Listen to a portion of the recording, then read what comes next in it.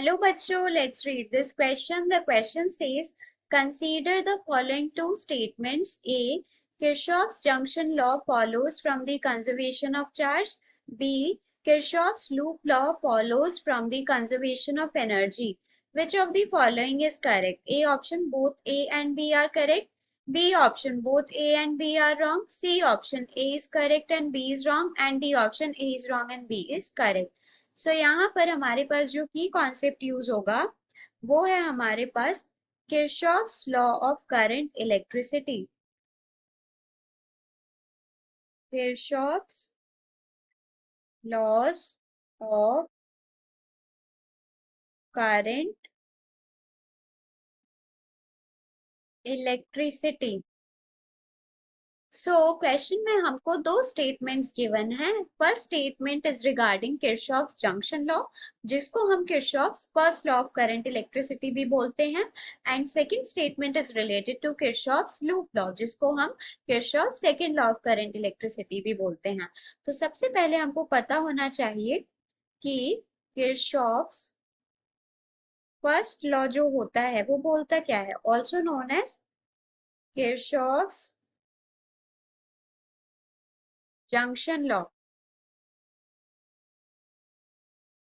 It states that current entering the junction is equal to the current leaving the junction. मतलब जितना current किसी junction पे enter करेगा उतना ही करंट उस जंक्शन से निकलेगा भी, लीव भी करेगा। So current entering the junction is equal to the current leaving the junction। मतलब कि जितना चार्ज एंटर करेगा उतना ही चार्ज लीव करेगा, या फिर ऐसे भी बोल सकते हैं charge enters equals to charge leaving the junction. मतलब कि कोई भी चार्ज का एक्यूमुलेशन नहीं हो सकता जंक्शन पे।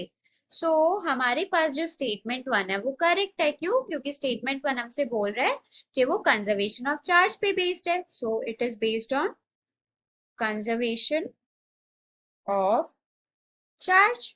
सो दिस इज करेक्ट। ये स्टेटमेंट है हमारे पास करेक्ट। नेक्स्ट है हमारे पास Kirchhoff's second law. Kirchhoff's second law, Kirchhoff's के सेकंड लॉ को हम किरचॉफ्स लूप लॉ भी बोलते हैं, loop law.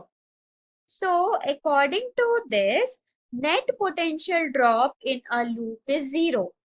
Net potential drop in a loop is zero, means summation of delta v which is potential drop is equals to zero।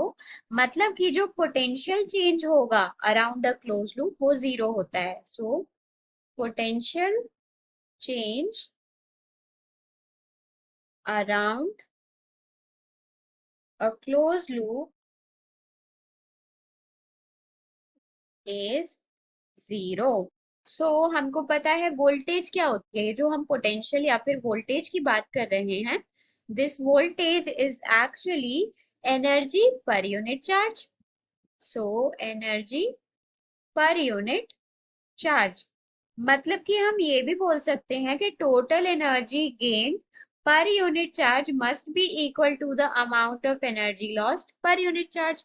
So we can also say total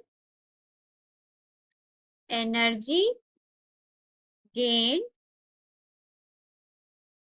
पर unit charge is equal to total energy lost per unit charge। मतलब कि it is based on conservation of energy। So this is based on conservation of energy. So statement B is also correct. So here correct option क्या हो जाएगा? Correct option will be A option, that is both A and B statements are correct. So hope you understood it well. Best of luck.